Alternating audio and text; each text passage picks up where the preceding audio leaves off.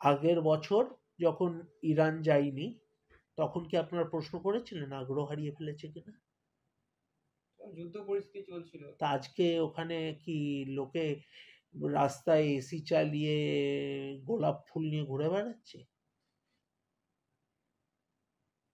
What is the difference between last year and this year in Iran?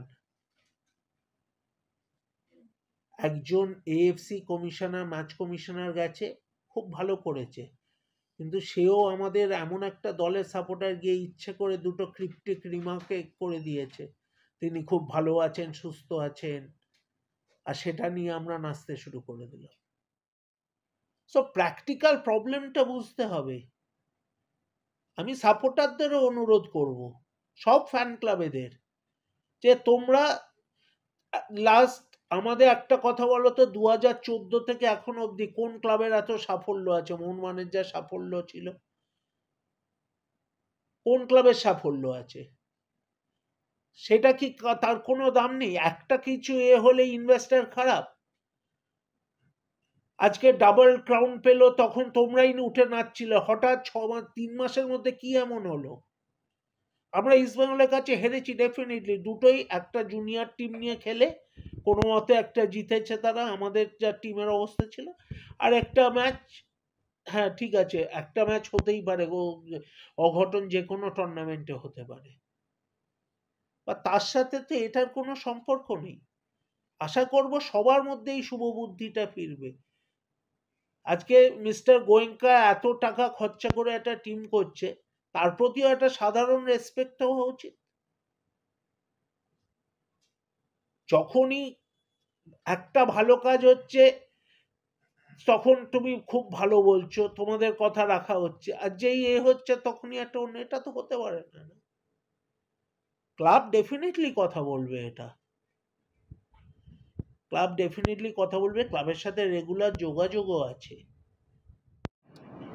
দেখুন, একটা AFC টুর্নামেন্টে আমাদের আজকে এই যে লোকে তুলোধনা করছে, তুলোধনা করাটা খুব ইজি। আজকে এদের মধ্যে কতজনের যদি ইন্স্যুরেন্স না থাকে বা থাকে, সেটা নিয়ে এরা যেত একটা যুদ্ধর জায়গায়। আজকে ইরানে যুদ্ধ চলছে, এটা নিয়ে কার কোনো নেই, ফরেনাররা যেতে চাইনি, এবার সেই দেখে ইন্ডিয়ানরা বলছে আমাদের জেলে কর।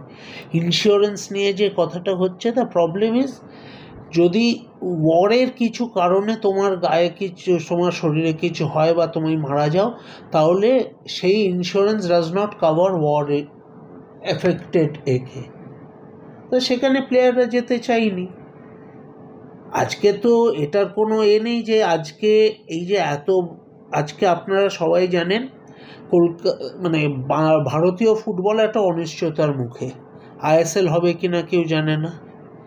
আজকে এই যে এত বড় টিম করা হয়েছে, এটা তো মেনলি এএফসিকে মাথায় রেখেই করা হয়েছিল।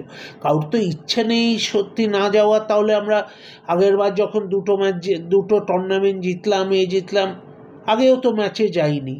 এখন ইরানে এটা একটা প্রবলেম, কিছু করার নেই। যে মোহনবাগান সুপার জায়ান্টসের বোর্ডে তখনও দেবাশিস দত্ত আর সৌমিক বোস ছিল, আজকের দিনে অ্যাট দিস ভেরি মোমেন্টও তারাই আছে। তাহলে তারা কেন কিছু করছে না? তারা তো ক্লাবের রিপ্রেজেন্টেটিভ বোর্ডে, তাদের তো আগে এটা নিয়ে অ্যাকশন নেওয়া উচিত।